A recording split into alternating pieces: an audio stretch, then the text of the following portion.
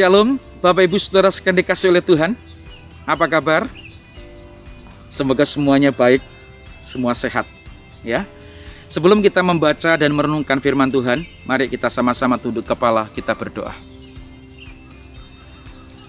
Bapa di surga, kami bersyukur untuk pagi ini Tuhan telah memberikan hari yang baru kepada kami. Kami juga bersyukur Tuhan, karena pagi ini kami boleh memiliki tubuh yang sehat.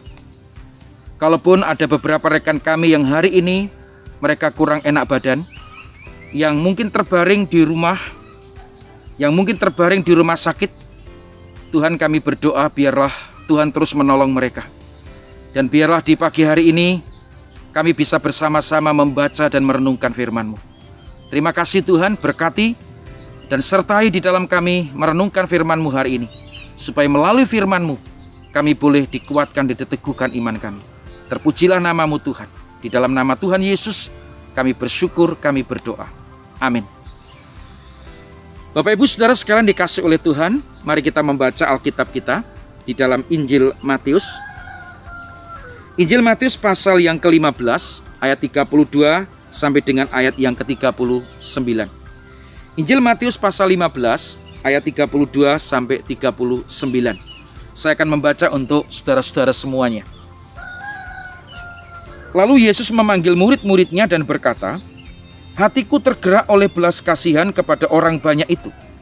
Sudah 3 hari mereka mengikuti aku dan mereka tidak mempunyai makanan. Aku tidak mau menyuruh mereka pulang dengan lapar, nanti mereka pingsan di jalan." Itu kata Tuhan Yesus. Kemudian ayat 33. Kata murid-muridnya kepadanya, "Bagaimana di tempat sunyi ini kita mendapat roti untuk mengenyangkan orang banyak yang begitu besar jumlahnya?" Kata Yesus kepada mereka, "Berapa roti ada padamu?" 7. Jawab mereka, "Dan ada lagi beberapa ikan kecil." Lalu Yesus menyuruh orang banyak itu duduk di tanah. Sesudah itu ia mengambil ke-7 roti dan ikan-ikan itu, mengucap syukur, memecah-mecahkannya, dan memberikannya kepada murid-muridnya. Lalu murid-muridnya memberikannya pula kepada orang banyak. Dan mereka semuanya makan sampai kenyang. Kemudian orang mengumpulkan potongan-potongan roti yang sisa, 7 bakul penuh. Yang ikut makan ialah 4.000 laki-laki, tidak termasuk perempuan dan anak-anak. Lalu Yesus menyuruh orang banyak itu pulang. Kemudian Yesus naik perahu dan bertolak ke daerah Magadan. Saudara, pagi ini saya ingin mengajak Bapak Ibu Saudara merenungkan satu tema, yaitu belas kasihan Tuhan Yesus. Saudara sekalian dikasihi oleh Tuhan, apa itu belas kasihan? Belas kasihan adalah emosi manusia yang muncul akibat penderitaan orang lain. Itulah belas kasihan. Nah, saudara tahu bahwa belas kasihan itu lebih kuat ketimbang atau daripada empati. Dan belas kasihan ini adalah perasaan yang biasanya memunculkan, membangkitkan usaha untuk mengurangi penderitaan orang lain. Itulah belas kasihan. Nah saudara, kalau kita melihat pelayanan Tuhan Yesus selama Tuhan Yesus ada di dunia ini, maka kita melihat bahwa setiap apa yang dilakukan oleh Yesus selalu digerakkan, selalu didorong oleh hati yang berbelas kasihan. Contohnya, di dalam Injil Matius 9 ayat 36, saudara. Ketika Tuhan Yesus melihat orang banyak yang ada di sekitarnya, maka Tuhan Yesus berbelas kasihan kepada mereka. Karena mereka terlantar seperti orang-orang atau seperti domba-domba yang tidak bergembala. Lalu di dalam Injil Matius pasal 14 ayat 14 juga sama. Ketika Tuhan Yesus melihat orang banyak di sekitarnya, maka Tuhan Yesus tergerak hatinya untuk menyembuhkan mereka, untuk melayani mereka. Saudaraku yang dikasihi oleh Tuhan, contoh yang satu lagi yang kita baca hari ini. Ketika Tuhan Yesus melihat orang banyak yang begitu besar jumlahnya, sudah 3 hari mereka mengikuti Dia, sudah 3 hari mereka mendengar Yesus, dan pada saat itu mereka akan pulang. Tetapi Yesus tahu bahwa mereka tidak ada bekal makanan. Dan Yesus juga tidak mau menyuruh mereka pulang dalam kondisi lapar. Nanti mereka pasti akan pingsan di jalan. Nah saudara, ketika kita merenungkan bagian ini, kita melihat bahwa hati yang berbelas kasihan yang dimiliki oleh Yesus bukan saja mendorong Yesus untuk mengajarkan tentang kebenaran-kebenaran iman, saudara. Tetapi hati yang berbelas kasihan yang dimiliki oleh Yesus juga menggerakkan Yesus, memunculkan dalam diri Yesus untuk melakukan sesuatu buat orang banyak yang di sekitarnya. Yesus tahu, saudara, betapa bahayanya seseorang yang dalam kondisi lapar. Mereka akan menempuh perjalanan yang jauh. Karena orang-orang yang ada di sekitar Yesus saat itu yang mendengar Yesus bukan hanya datang dari sekitar tempat itu, tetapi juga datang dari tempat-tempat yang jauh. Karena itu saudara, Yesus harus memastikan dulu bahwa mereka akan kuat sampai di rumah. Jangan sampai mereka pulang dalam kondisi yang lapar. Saudara yang dikasih oleh Tuhan, kita belajar dari bagian ini. Hati yang berbelas kasihan yang dimiliki oleh Yesus menggerakkan Yesus untuk mengajar. Tetapi juga hati yang berbelas kasihan itu mendorong Yesus untuk melakukan sesuatu, untuk melakukan usaha supaya orang-orang di sekitarnya juga tidak mengalami kelaparan. Saudara, biarlah bagian ini juga memberikan satu pengajaran penting bagi kita, supaya kita memiliki hati yang berbelas kasihan untuk orang-orang di sekitar kita yang saat ini mungkin mereka sedang di dalam kesulitan. Tapi mari kita bangkitkan hati yang berbelas kasihan itu, supaya kita melakukan sesuatu buat orang lain, saudara.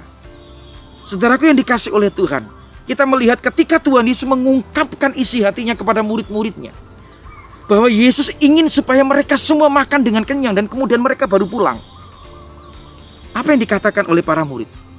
Bagaimana di tempat sunyi ini kita mendapat roti untuk mengenyangkan orang banyak yang begitu besar jumlahnya?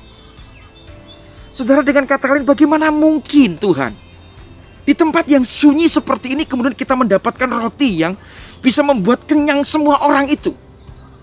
Saudara tahu, saudara, bahwa di dalam bagian ini dikatakan ada 4.000 orang laki-laki. Bukan hanya 4.000 orang laki-laki, ada wanita-wanita, perempuan-perempuan, dan kemudian juga ada anak-anak. Katakanlah lebih dari 4.000 orang, saudara. Bagaimana mungkin, saudara? Murid-murid harus memberi mereka makan 4.000 orang. Tanpa persiapan, tidak ada panitia, tidak ada persiapan. Saudara dikasih oleh Tuhan, secara nalar logika manusia nggak mungkin. Tetapi apa yang dikatakan kemudian Yesus? Yesus bertanya kepada murid-muridnya, berapa roti ada padamu? Murid-muridnya dengan tulus, dengan polos menjawabnya, 7 Tuhan. Ada roti 7. Ada lagi Tuhan, ada ikan-ikan kecil itu loh. Saudara, kemudian ikan-ikan kecil dan juga 7 roti itu diserahkan kepada Yesus. Kalau kita pikir, saudara, apalah artinya 7 roti dan ikan-ikan kecil itu dibandingkan dengan jumlah yang begitu besar orang-orang yang harus mereka beri makan? 7 roti, saudara, dan ikan-ikan kecil. Secara nalar kita, manusiawi kita, saudara, tidak mungkin 7 roti dan ikan-ikan kecil itu bisa membuat orang lain atau 4.000 orang lebih itu kenyang. Tidak mungkin, saudara. Tetapi apa yang terjadi? 7 roti itu dan ikan-ikan kecil itu Yesus ambil. Kemudian dikatakan oleh Alkitab di dalam ayat yang ke-35, lalu Yesus menyuruh orang banyak itu untuk duduk. Sesudah itu Yesus mengambil roti, ikan-ikan kecil itu, kemudian mengucap syukur, memecah-mecahkannya, memberikannya kepada murid-muridnya, dan murid-muridnya memberikannya kepada orang banyak itu. Dan kemudian Alkitab mengatakan semua orang makan dengan sampai kenyang, saudara. Saudara bayangin, gak mungkin. Tetapi ternyata Alkitab menuliskan semua orang makan dengan kenyang. Bahkan Alkitab menuliskan berlebih. Berapa? 7 bakul lebih. Saudara, coba kita berpikir sejenak. Dan kita berdiam diri sejenak. Bagaimana mungkin yang 7 roti dan ikan-ikan kecil itu bisa membuat orang-orang itu kenyang? 4.000 laki-laki, belum termasuk wanita, dan anak-anak. Semua kenyang. Saudara, saya belajar dalam bagian ini. Apalah artinya 7 roti dan ikan-ikan kecil itu? Tetapi ketika yang sederhana, yang kecil, yang sedikit diserahkan kepada Tuhan dan di tangan Tuhan, maka yang kecil, yang sederhana itu mampu untuk menjadi berkat bagi banyak orang. Bahkan mampu memuaskan orang, mempengaruhi, membawa dampak orang itu. Saudara, kalau kita aplikasikan di dalam kehidupan kita, kita mungkin bukan orang hebat, saudara. Kita mungkin tidak bisa melakukan hal-hal yang besar, hal-hal yang spektakuler, saudara, yang membuat orang lain kagum, membuat orang lain berkata, wah luar biasa. Saudara, kita nggak bisa seperti itu. Kita mungkin hanya bisa melakukan hal-hal yang sederhana. Pelayanan di gereja pun kita hanya mungkin melakukan hal-hal yang sederhana. Nata buku mungkin, ngelap kursi, ngelap mimbar, ya menyapu, mengepel, ya saudara, atau menata buku kembali setelah ibadah, dan lain sebagainya. Hal-hal yang sederhana yang bisa kita lakukan. Tetapi ketika hal yang sederhana itu kita serahkan kepada Tuhan, maka Tuhan akan sanggup mengubah hal yang sederhana itu menjadi sesuatu yang membawa dampak bagi orang lain. Saudara, mari kita belajar menyerahkan hal yang sederhana dalam diri kita kepada Tuhan. Dan Tuhan akan mengubahnya menjadi hal yang berdampak besar bagi orang-orang yang di sekitar kita. Menjadi berkat bagi orang lain. Kita juga melihat di dalam bagian ini, apalah artinya 7 roti dan ikan-ikan kecil yang bisa mengenyangkan 4.000 orang lebih, yang tidak mungkin menjadi mungkin, yang tidak mungkin menjadi mungkin. Saudara dikasih oleh Tuhan, mari kita yakini Tuhan kita adalah Tuhan yang sanggup untuk melakukan mujizat. Dan mujizat Tuhan masih terjadi sampai hari ini. Jikalau Tuhan sanggup memberi makan 4.000 orang lebih dengan 7 roti dan ikan-ikan kecil, bahkan mereka semua makan sampai kenyang, bahkan berlebih 7 bako, maka Tuhan yang sama juga akan sanggup mencukupkan segala kebutuhan dan keperluan kita, bahkan sampai berlebih. Saudara, kita lihat di dalam ayat 39. Ketika semua orang banyak itu makan sudah kenyang, maka mereka disuruh untuk pulang ke rumah masing-masing. Lalu Yesus menyuruh orang banyak itu pulang. Saudara, ketika saya membaca ayat ini rasanya ya baca saja. Tetapi ketika saya membaca berulang-ulang, maka saya muncul di dalam hati saya, Tuhan Yesus puas. Tuhan Yesus bahagia, senang melihat orang-orang itu kenyang dan kemudian mereka berjalan pulang. Dan Yesus yakin dengan perut yang kenyang, mereka akan bisa sanggup menempuh perjalanan yang jauh dan sampai ke rumah mereka masing-masing. Sampai di rumah mereka ceritakan Injil kepada keluarga mereka masing-masing. Saudara sekalian dikasih oleh Tuhan, pagi ini yuk kita belajar. Milikilah hati yang berbelas kasihan kepada orang lain. Di sekitar kita masih banyak orang yang membutuhkan pertolongan. Mari kita berdoa minta kepada Tuhan hati yang berbelas kasihan. Hati yang bukannya sekedar simpati empati, tetapi hati yang berbelas kasihan. Hati yang mendorong, hati yang mendorong kita untuk melakukan usaha, melakukan sesuatu untuk orang lain. Dan kita harus percaya dan yakin, tidak ada yang sulit di hadapan Tuhan, yang tidak mungkin menjadi mungkin. Mari kita belajar menyerahkan hal yang sederhana yang kita miliki, kita serahkan kepada Tuhan. Pasti yang sederhana itu di tangan Tuhan, Tuhan akan mengubahnya menjadi sesuatu yang luar biasa, membawa dampak bagi orang banyak. Tuhan Yesus memberkati. Mari kita berdoa. Terima kasih Tuhan untuk firman-Mu pada pagi hari ini.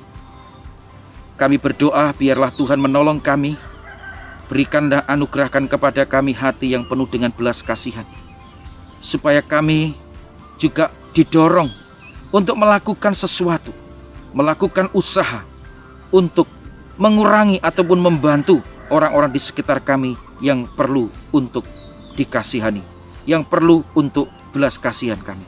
Terima kasih Tuhan, kami juga bersyukur melalui firman-Mu hari ini. Kami mau belajar menyerahkan diri kami yang sederhana.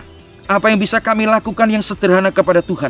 Tetapi kami percaya ketika yang sederhana itu kami serahkan kepadamu, Engkau akan mengubahnya menjadi sesuatu yang menjadi berkat bagi banyak orang, membawa dampak dan pengaruh bagi banyak orang. Tuhan Yesus, pagi ini kami berdoa untuk teman-teman kami yang saat ini terpapar virus corona. Kami berdoa Tuhan, hiburkan mereka, kuatkan mereka. Tuhan akan memberkati mereka sembuh dan mereka akan kuat kembali. Berikan hati yang penuh dengan sukacita buat mereka. Terima kasih Tuhan. Inilah doa kami. Di dalam nama Tuhan Yesus kami bersyukur dan kami berdoa. Amin. Saudara yang dikasih oleh Tuhan, sebagai hamba Tuhan, saya selalu mengingatkan, mari kita tetap praktekkan dan lakukan 5M. Jangan pernah kendor. Ya, ingat 5M. Memakai masker, mencuci tangan, menjaga jarak, menjauhi kerumunan, dan membatasi mobilitas. Mari kita sukseskan ini, dan kita akan sama-sama melawan virus COVID-19, sehingga kita semua kuat dan terbebas dari virus corona. Tuhan Yesus memberkati. Haleluya. Amin.